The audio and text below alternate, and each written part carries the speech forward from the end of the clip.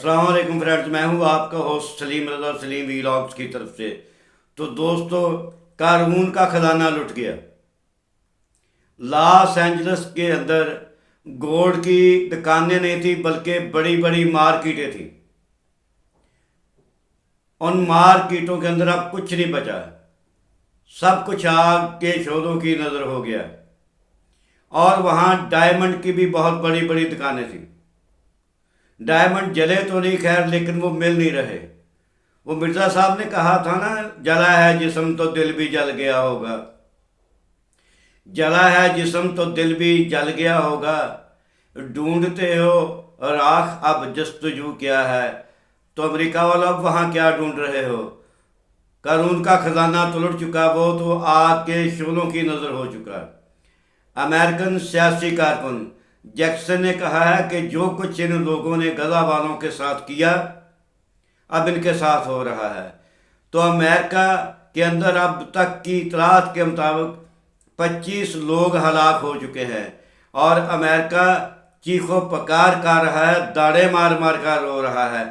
لیکن امریکہ کو یاد ہونا چاہیے کہ پچھلے کئی سالوں سے اس نے جو غزہ میں آگ لگا رکھی ہے، یہاں پر 50 لاکھ لوگوں کو شہید کر دیا گیا، اور اس پہ یہ امریکہ والے تالیاں بجاتے تھے، خوشیاں مناتے تھے۔ کہاں 50,000 اور کہاں 25 لوگ۔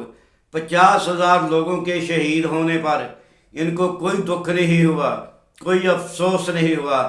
آج اب صرف ان کے 25 لوگ مارے گئے ہیں، ہلاکتیں ہوئی ہیں ان کی، تو یہ داڑے مار مار کر رو رہے ہیں۔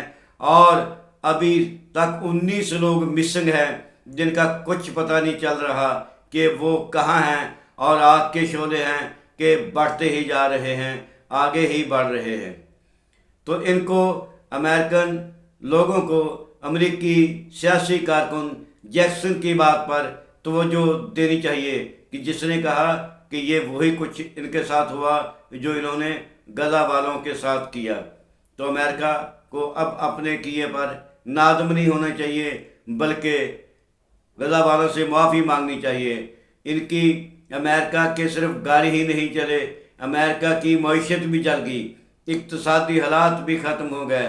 اب امریکہ نے اسرائیل سے کہا ہے کہ جو بھی ہو سکتا ہے، اب ہم آپ کو جنگی امداد نہیں دیں گے، اسلحہ خریدنے کے لیے پیسے نہیں دیں گے، اسلحہ نہیں دیں گے۔ غزہ کے ساتھ، فلسطین کے ساتھ جیسے بھی ہے معاملات طے کرو، بات چیت کرو، مذاکرات کرو، ان کو مذاکرات کی میز پہ لے کے آؤ، جو بھی ہے۔ لیکن ہم سے یہ توقع رکھنا بیکار ہے کہ ہم آپ کی کسی طرح کی مالی امداد کر سکیں گے یا جنگی کاموں میں آپ کے کوئی سپورٹ کر سکیں گے۔